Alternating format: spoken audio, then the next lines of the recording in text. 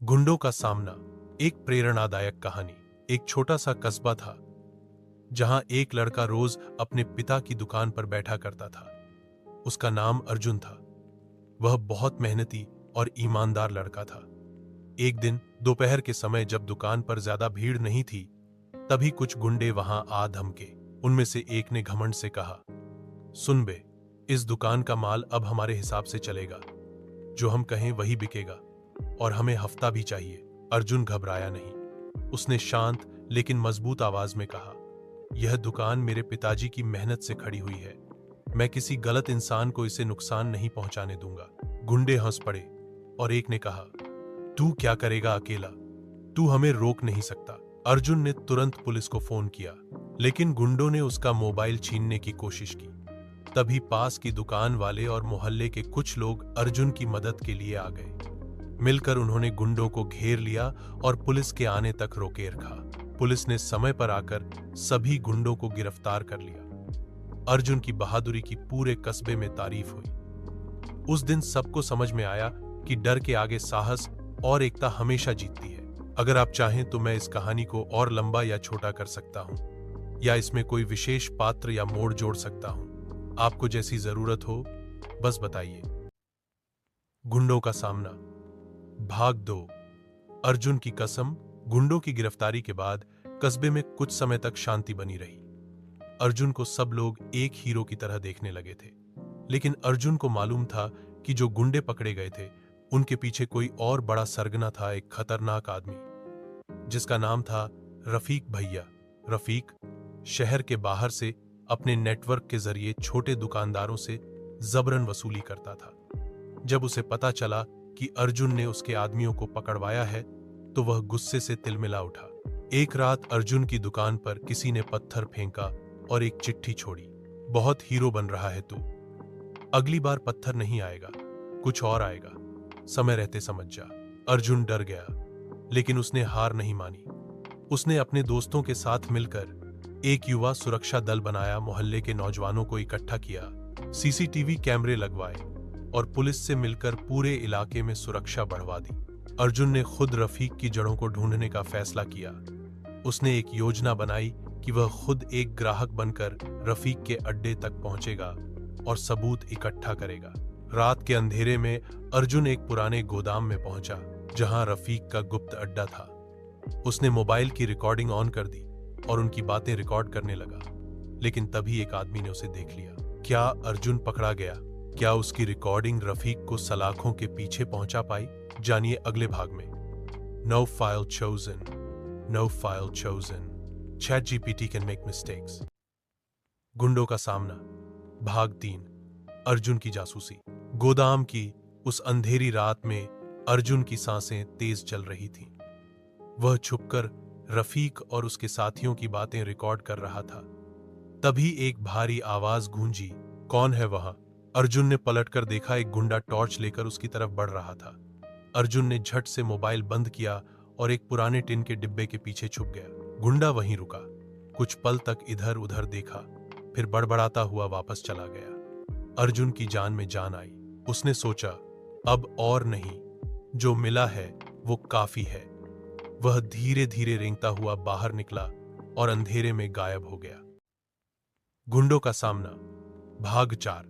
साजिश का जाल। रफीक की गिरफ्तारी के बाद कस्बा कुछ हफ्तों तक शांत रहा। अर्जुन अब इलाके का हीरो बन चुका था।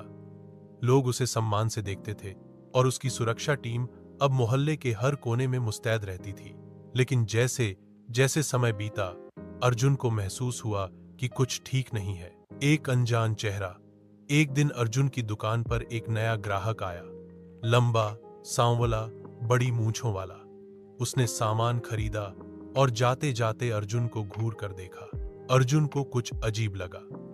उसी रात सीसीटीवी कैमरे की फुटेज में वही आदमी गलियों में मंडराता हुआ दिखा, जैसे कि कुछ तलाश रहा हो। अर्जुन सतर्क हो गया। गुप्त संदेश।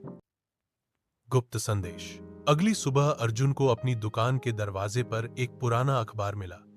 जब उसने उसे खोला तो अंदर एक फोटो चिपकी थी, मिश्रा इंस्पेक्टर की फोटो, और नीचे लाल स्याही में लिखा था, जिस पर सबसे ज्यादा भरोसा है वही धोखा देगा। अर्जुन चौंक गया। क्या मिश्रा जी ही रफीक के असली आका हैं या कोई उन्हें फंसा रहा है? साजिश की परतें। अर्जुन ने शांत दिमाग से सोचने का फैसला किया। उसने अपनी टीम को सक्रिय किया।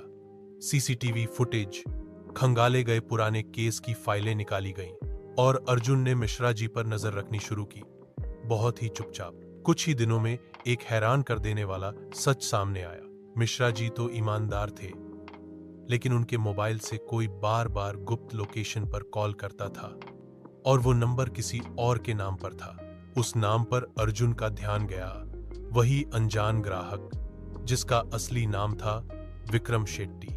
विक्रम शेट्टी, असली मास्टरमाइंड विक्रम शेट्टी, रफीक का बड़ा भाई था। वह मुंबई के अंडरवर्ल्ड से ताल्लुक रखता था और रफीक की गिरफ्तार इस बार इलाके के 3 दुकानदारों से वसूली दोगुनी करनी है। और हां, पुलिस में हमारा आदमी सब संभाल लेगा। यह एक बड़ा सुराग था। रफीक के नेटवर्क में पुलिस का कोई मुखबिर था। अर्जुन ने तुरंत अपने भरोसेमंद पुलिस इंस्पेक्टर मिश्रा जी से संपर्क किया। मिश्रा जी ईमानदार थे और अर्जुन की मदद पहले भी कर चुके थे। उन्होंने कहा, अर्जुन, अब हम रफीक को रंगे हाथ पकड़ेंगे, लेकिन उसके लिए हमें जाल बिछाना होगा। Final mission. मिश्रा जी और अर्जुन ने मिलकर एक नकली दुकानदार का सेटअप किया जहां रफीक के लोग वसूली के लिए आए। पूरी जगह पर कैमरे लगाए गए और पुलिस वालों को सादी वर्दी में तैनात किया गया। जैसे ही रफीक के आदमी पैसे लेने आए, पुलिस ने उन्हें रंगे हाथ पकड़ लिया। लेकिन असली झटका तब लगा जब उनमें से एक ने कबूल किया कि रफीक आज रात गोदाम में पूरी रकम लेने खुद आ रहा है। अंतिम घेराबंदी। रात को पुलिस ने अर्जुन को साथ लेकर उस पुराने गोदाम को चारों तरफ से घेर ले। भाग 5, शिकंजा कसता है। अंतिम भाग। रात का सन्नाटा। अर्जुन अकेले गोदाम के पास पहुंचा, वही जगह जहां विक्रम आखिरी बार दिखा था। जैसे ही वो अंदर गया, विक्रम सामने आ गया, हथियार बंद, लेकिन मुस्कुराता हुआ। विक्रम हंसते हुए, तू समझता क्या है अपने आप को अर्जुन? ये इलाका अब मेरा होगा। अर्जुन धीरे से, तेरा खेल खत्म हो गया विक्रम। तभी चारों ओर से पुलिस और अर्जुन की टीम बाहर निकली। सब कुछ लाइव ट्रैक हो रहा था। मिश्रा जी भी वहीं थे। विक्रम के चेहरे का रंग उड़ गया। विक्रम, धोखा, ये सब प्लान था मिश्रा जी। न्याय की चाल धीरे चलती है, लेकिन सही चलती है। अर्जुन ने एक आखिरी बार विक्रम की ओर देखा, फिर सिर घुमाकर बोला, अब ये इलाका किसी गुंडे का नहीं, जनता का है। अंतिम दृश्य। विक्रम को हथकड़ी में ले जाया जा रहा है। अर्जुन की दुकान पर फिर से भीड़ है, लेकिन अब डर नहीं, सिर्फ भरोसा।